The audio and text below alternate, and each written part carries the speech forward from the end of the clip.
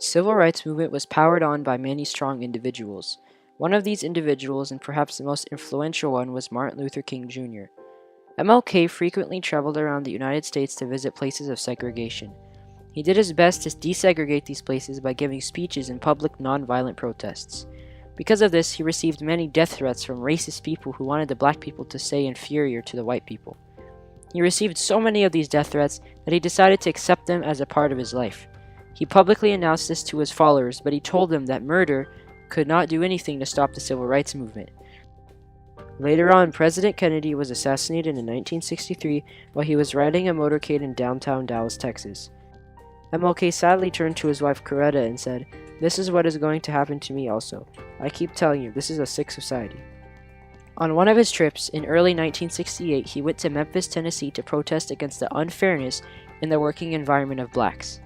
After supporting the workers for a while, MLK gave a speech on April 3, 1968, now called the "I've Been to the Mountaintop" speech. At the end of the speech, he talked about how he had seen over the mountaintop into the Promised Land.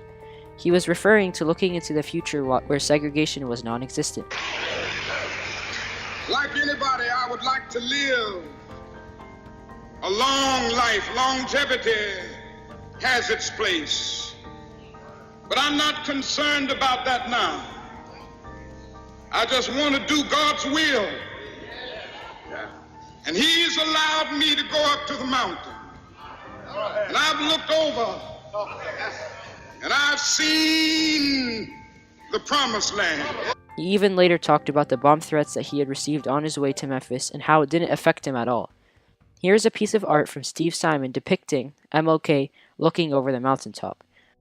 Next to him are angels who are meant to be William Lord Garrison, Harriet Beecher Stowe, Abraham Lincoln, Harriet Tubman, Frederick Douglass, and Gandhi. After the speech, MLK retired to the Lorraine Motel and slept there on the night of April 3rd. He woke up the next morning and continued his efforts to desegregate the working force. He came back to the motel to rest and finish off the day. He was standing on the second floor balcony at 6:01 p.m. when he was shot in the neck from a single bullet fired from a Remington Model 760 rifle. He was quickly taken to the St. Joseph's Hospital but was pronounced dead 7:05 p.m. later that night. MLK died at the age of 39, which is a young age for death. However, biographer Taylor Branch said that his heart was in the condition of a 60-year-old man. This was probably because of all the stress he was in as one of the civil rights leaders. After he died, Branch stated that MLK's final words were spoken to Ben Branch, a musician that was prepared to entertain the motel that evening. He said, "Ben, make sure you play 'Take My Hand, Precious Lord' in the meeting tonight. Play it real pretty." MLK's death heavily affected the civil rights movement. Other black leaders rose, such as John Lewis, Jesse Jackson, and Coretta Scott King, his wife. John Lewis was one of the strongest supporters of the civil rights movement and was one of its big six leaders. Jesse Jackson was a civil rights activist and a two-time presidential candidate. These people calmed the crowds down and focused the protest of the civil rights movement. They also were fortunate to have Lyndon Johnson as a president, as he supported their cause. However, despite their efforts to calm the people down, the people stopped the nonviolent approach to protesting and began to become more aggressive. They thought the assassination of Martin Luther King Jr. gave them the right to do that. In fact, right after the news got out about the assassination, riots broke out in over 100 cities, killing over 35 people. When Robert F. Kennedy heard about the murder, he gave a speech about it. He really felt bad for MLK's death and hated the fact that violence was continuing in the US. When he discovered the news, he said, "Oh God, when is this violence going to stop?" Later on, when Lyndon Johnson was chosen as president, he signed the Civil Rights Act in 1964 and named April 7th as a national day of mourning. With all this being said, it is very evident that the death of MLK hugely impacted the US. After the assassination, the police force set out to catch the man that killed MLK. Following some investigation, they found witnesses that claimed they saw a man running away from the motel. After searching the outskirts of the motel, the Memphis detectives found a package that had a rifle and binoculars in it. They took it to the lab and found fingerprints on both items. The fingerprints belonged to a man by the name of James Earl Ray. Investigators also found that James had also been staying at the Lorraine Motel the night before the assassination.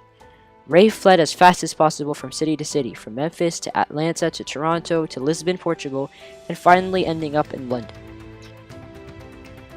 And then, while attempting to leave London using a fake Canadian passport, Ray was arrested on June 8, 1968. He was sentenced to 99 years in prison.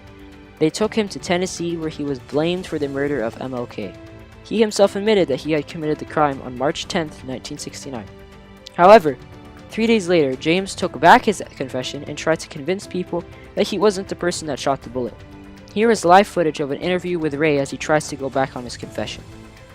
Did you fire the shot that killed Dr. Martin Luther King? No, and I think now, based on investigations of those who have represented me, that we could prove it through some type of judicial proceedings.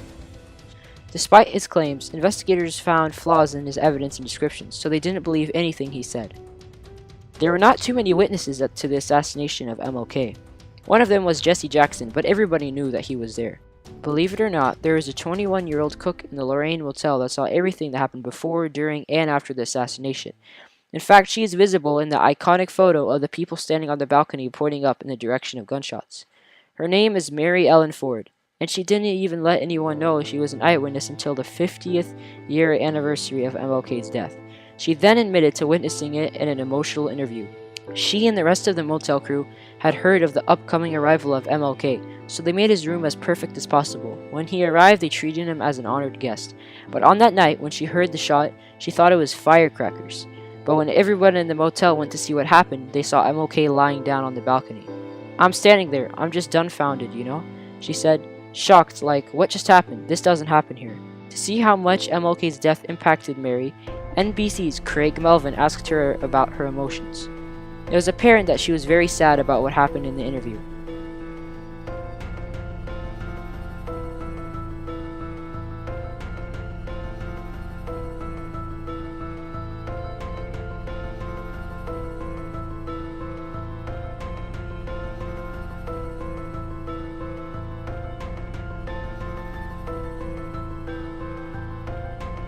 It is clear that the assassination of MLK was very devastating to the US. His leadership in the civil rights movement was lost, so new people rose up to continue the movement. However, his presence was one of a kind, and nobody could fully replace that. His death led to riots all around the city and the start of violent protesting. It also quickened the signing of the Civil Rights Act and the desegregation of the United States. This is because people finally realized the brutality and racism and how it led to the assassination of an innocent and good man. And even 50 years after the murder, people like Mary Ellen Ford still get emotional and sad when thinking about what happened. All of this shows how the assassination of MLK negatively affected the US and how it spurred the civil rights movement on with a new sense of determination.